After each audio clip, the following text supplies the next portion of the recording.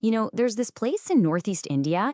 It's been shaped by a massive river, defended by a dynasty that lasted for 600 years, and it's home to some of the world's most famous tea. That place is Assam. And in this explainer, we're going to dig into what gives this land its incredible soul. I love this idea right from the get-go. It's not just about a place on a map, right? It's a living, breathing civilization. That tells you straight away that we're talking about something way deeper here, a story forged by the powerful forces of nature and history. So that's really the big question we're tackling today.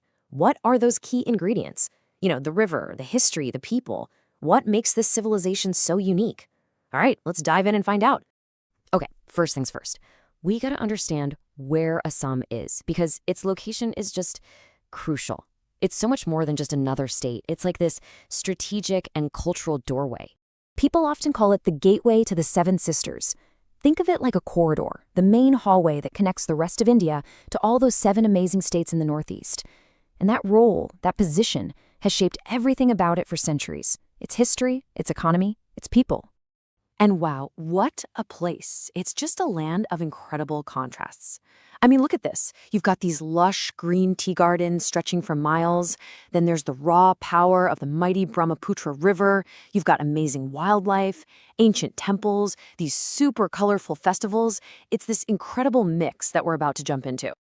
You absolutely cannot talk about Assam without talking about the river. Seriously. It's not just some background scenery. The Brahmaputra is like the main character in Assam's story. It's this powerful force that both gives life and takes it away. It literally defines everything. And this right here? This really gives you a sense of just how massive this river's journey is. It starts way up in Tibet, carves its way into India, flows right through the heart of Assam, then into Bangladesh, and finally out to sea. This thing is an absolute giant, a true international river.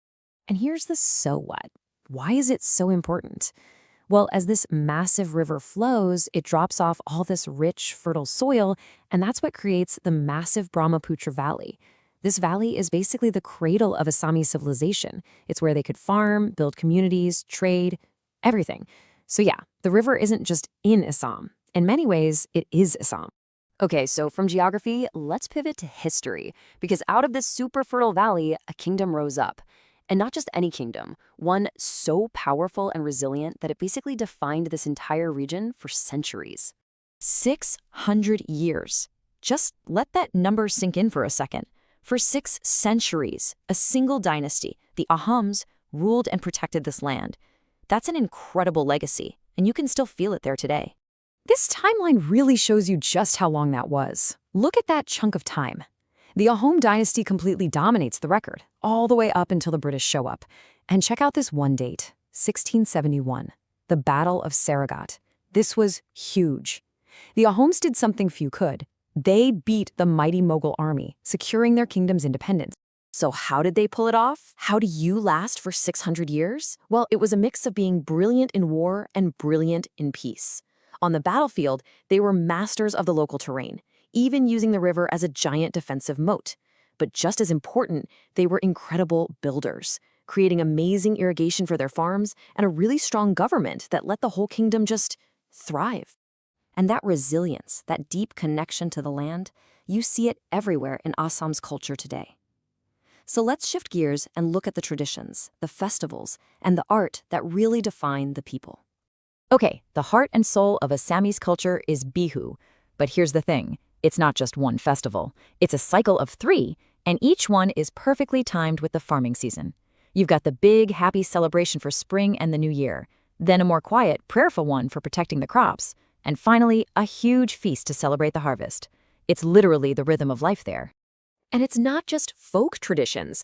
Assam is also home to this incredibly elegant and spiritual classical dance called satriya. It actually started centuries ago in monasteries as a form of storytelling and worship. And today, it's one of India's 8 recognized classical dances. That's a huge deal. It's a genuine cultural treasure. And this creativity is, well, it's literally woven into the fabric of daily life. You see it in the gamoza. That's the iconic hand-woven cloth you see here. It's more than just a towel. It's a huge symbol of respect. You see it in amazing crafts made from bamboo and cane, and in the beautiful mekalecha door, which is the traditional dress for women. All right, for our last section, let's zoom in on what comes from Assam's incredible natural world. We're talking about the things that have made this state famous all over the globe. This chart says it all, really. Just look at that number, 52%. More than half of all the tea in India comes from this one single state. It's not just a place that grows tea. For people all over the world, Assam is tea. And there's a really good reason it's so famous. If you've ever had a really good, strong cup of black tea, the kind that really wakes you up, chances are that was Assam tea. It has this unique, malty flavor and rich color that's just unmistakable. Okay, so from the rolling hills of the tea gardens, we go to the grasslands. We have to talk about Kaziranga National Park. This place is a massive conservation success story. It's a UNESCO World Heritage Site for one main reason. It's the last big safe haven on Earth for the incredible one-horned rhino. But it's not just about the rhinos. The park is what you'd call a biodiversity hotspot. It's also home to tigers, elephants, wild water buffalo, swamp deer, the list goes on. It's this amazing rare glimpse of a whole ecosystem just thriving.